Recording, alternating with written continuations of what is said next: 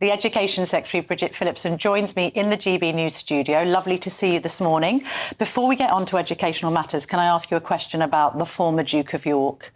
There is now a degree of movement towards the idea of him being removed from the line of succession because of his links to Epstein and all of these stories, and indeed the police investigation last week.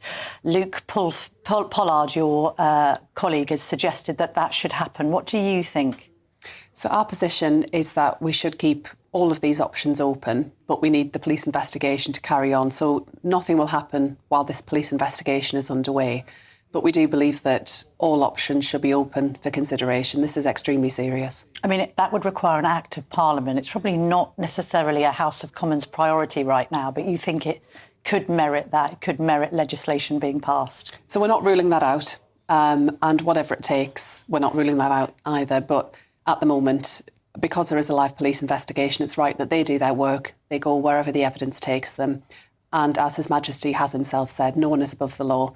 And he has given his full support to the police and the work that they are undertaking. Some people have pointed out it seems odd that he was arrested and not yet Peter Mandelson, who is facing inquiries for a similar offence, misconduct in public office. Do you have any opinion on why Peter Mandelson hasn't been arrested yet? I don't have any insight into that. Obviously, matters for the police are for them. They are operationally independent and they should be allowed to get on and do whatever they need in order to bring those responsible for any criminal activity to justice. OK, let's get on to your education brief. You've got this important white paper that you've put forward, and there are measures in there to help disadvantaged pupils particularly. Can you talk me through what you're proposing? Yeah, this is a golden opportunity to deliver a better education system for all children, and I'm really ambitious for every child that every young person should have the chance to achieve and thrive. But the system we have at the moment isn't working for lots of children. We see a big gap between how less well-off children do compared to their more affluent peers, and that gap hasn't really shifted over the last decade or so. And we also know children with special educational needs and disabilities are being badly let down at the moment. So I'll be setting out more tomorrow, our plans for our Schools White Paper alongside reforms to the SEND system. This is something we've taken a lot of care over. I've spent a lot of time speaking to parents to understand what they want to see and how we can really make a shift happen where we have an education system that serves all young people. And I'm really ambitious for every child in our country and what they can go on to achieve. Some people say that one of the best ways to socially mobilise a child is to put them in a free school, and the educational attainment of pupils in such schools is slightly higher than those in state comprehensives. And yet you've stopped the rebuilding programme or the progress of free schools. Why have you done that? And do you understand the argument, or do you appreciate the argument that free schools and academies do get good results? So what I'm going to be setting out through the white paper is our intention that every school moves into a trust, so that schools are working together, not islands, but actually working with other local schools in their community to deliver better outcomes for children. Because we know where that works well, it is incredibly effective. But there is big variation across the school system, even where some schools, even in a local town or a certain area, a school up the road getting great outcomes for children who are disadvantaged, not so, even for the same kind of children just at a school down the road. So there is variation and we want to address that. But alongside that, we are investing huge sums of money in rebuilding our schools and making sure that they're fit for the future. But there were a number of decisions taken some years ago for new builds to go ahead. But given the context of the falling birth rate that we see and some of the changes we've seen around pupil numbers, we have to, when we're spending public money, be spending that money where we know it's going to be most effective. But where it comes to support for children with special educational needs, we're going to spend £3.7 billion creating new schools, new places, specialist provision in mainstream school, because I think every child should have the right to go to a brilliant local school, not travelling very far away from home, where they don't have friends at a weekend, where they're isolated from their neighbours. And I think that's what all parents really want for their children. There's nothing more important than keeping your money and your identity safe online. And with so many VPN options available, choosing the right one can be pretty daunting. But this video's sponsor, ExpressVPN, is making the choice easier for GBNews viewers. ExpressVPN is offering up to 75% off, plus 4 extra months free. That's top-level security from just £2.49 a month, and you're covered by their 30-day money-back guarantee. So just click the link in this video's description or scan the QR code now. Remember, when you're online, you are often sharing personal data, so hackers can steal your information, your passwords, your photos, and your bank details in just seconds. But ExpressVPN encrypts your connection, making it virtually impossible for hackers to access your personal information. So why choose ExpressVPN? Well, it couldn't be easier to use. With just one click, you are protected. And ExpressVPN uses military-grade AES 256 encryption, which is the same standard trusted by the US government to guard their classified information. With their new tiered plans, you can protect up to 14 devices at once and manage passwords securely. Live chat support is available 24/7, and it typically connects you in under a minute with a real person. Click the link in this video's description or scan the QR code to get up to 75% off ExpressVPN, plus 4 months extra for free. Start protecting yourself today with ExpressVPN. What's your analysis of the jump in the number of children being diagnosed with SEND conditions? We've had a doubling of those who have an EHCP certificate. That's doubled since 2016. It seems extraordinary, this. We have a situation where the numbers are fairly level for years and years and years, and then this sudden jump in the last 10 years. What do you put that down to? Figures like Richard Tyson reform being criticised for suggesting that there's been an overdiagnosis, that some parents are, quotes, gaming the system. It does seem extraordinary to have this leap. We're now in a situation where nearly 20% of all school children have special educational needs. Why? How? So I think it is perfectly natural and normal that during a child's time at school, they will face challenges, they might have additional needs that can take different forms. But the system that we've got at the moment forces parents into that binary choice. You either have an EHCP and your child will hopefully at some point, although it takes years and they have to fight, get the support they need. The intention of the plan that we're setting out is that children will get support when they need it, where they need it, and much, much more quickly.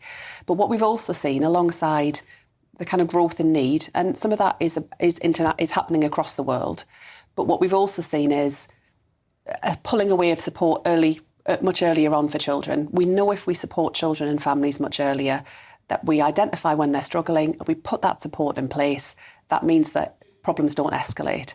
But over the last decade or so, all of the support that had gone in previously into what was then Sure Start and we're bringing back as Best Start family hubs meant that families were left to struggle. For example, lots of children experience challenges around speech and language communication when they're quite young. If we give them access to a speech and language therapist or a trained professional, very quickly, in many cases, you can overcome that.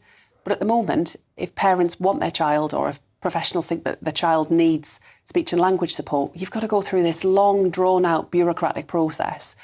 But also where a lot of the people that train and spend years working really hard to want to support children just spend all their time stuck in offices, sending emails, filling out forms, and we've got to move that system. Do you think there is an element, there's been talk about sort of sharp-elbowed middle-class parents getting diagnoses for children that possibly don't merit it?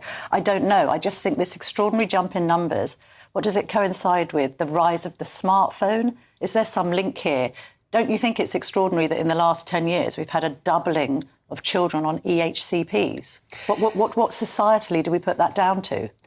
I think a part of it, so there's the question about what we're seeing around the evidence, and that is emerging over time. I think there is both a welcome recognition of the needs that children have, alongside a growth internationally in the prevalence of some conditions. But I think this is complex, and there are a range of views. What I don't think helps is to blame parents or to stigmatise them for seeking the support their children need. If your child's struggling and they're really under pressure and you as a parent you want the best. Of course you want the best for your child and you'll fight really hard to get that. But the system we have pushes parents into seeking an education, health and care plan in order for their child to get that support. And the intention of our reforms and what I'll be setting out tomorrow is how we make more of that support available much more quickly without the need to go through that process, with significant extra investment that will follow alongside it.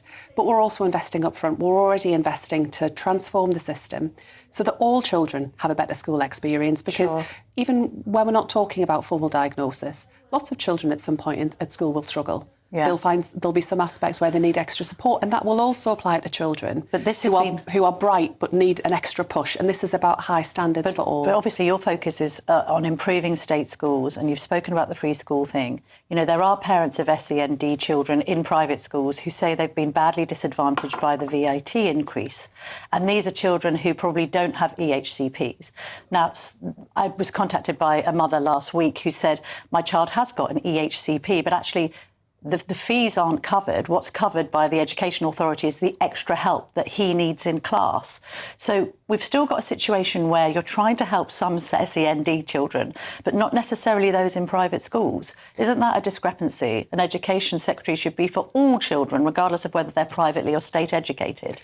Absolutely, and there are many brilliant independent specialist schools for children with SEND, many of them run by charities, by other organisations that provide a really good level of education.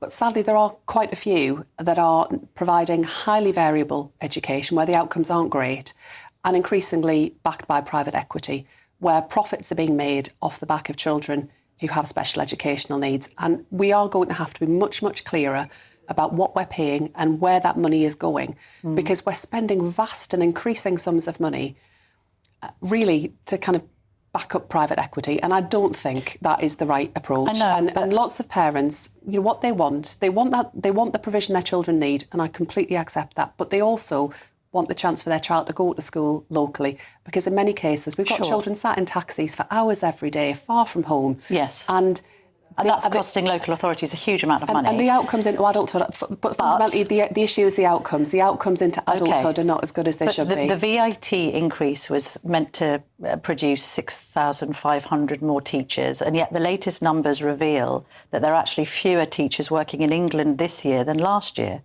There was 468,258 in England last year. Now they are fewer. So we'll be setting out alongside... Do you agree with that, though? Teacher numbers have actually gone down? They have, because it's gone down in primary, but in secondary and specialist and FE, we've seen an increase, and that's why we need the increase. So you haven't recruited these 6,500? So we have over 2,300 more teachers working in secondary, specialist and FE than was the case a year ago. We have seen a reduction in the number of primary school teachers, but that's because we've got far fewer children in primary schools because of the falling birth rate. We've also seen big increases in the numbers of people coming forward to train as teachers, particularly in areas like maths and science where we've faced some big gaps. But tomorrow, alongside the white paper and the SEND consultation, we'll be setting out how we're delivering on the 6,500. So there's more contained within that. Final question on that, because we have to wrap up for time reasons. If, as the ISC says, the Independent Schools Council, 25,000 school children have left private to go into state, then it's cancelling out the savings, isn't it? Because if you've got those children now in the state system being paid for by the state, what are you actually gaining?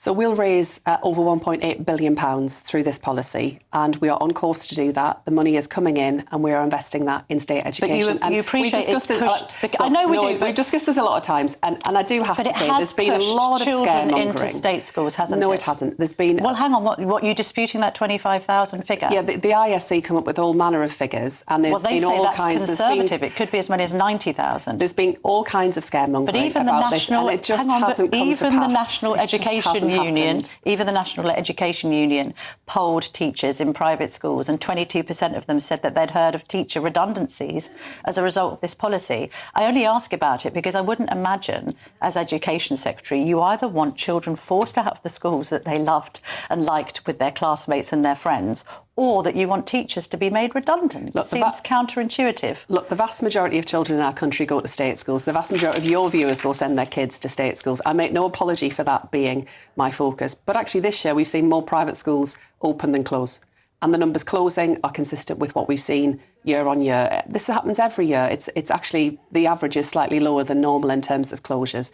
Schools open, schools close. If there's a market for it, if parents want to buy a place, acquire a place at that school, they'll go ahead and do it. But, they're competing in a market, and it's up to private schools to make sure that their model works for them. But, my focus is on better life chances for the vast majority of children, and we're investing in that. And part of how we're able to do that is by imposing VAT on private schools' fees. OK. Bridget Phillipson, thank you very much for joining me this morning. Thank you. Thank you.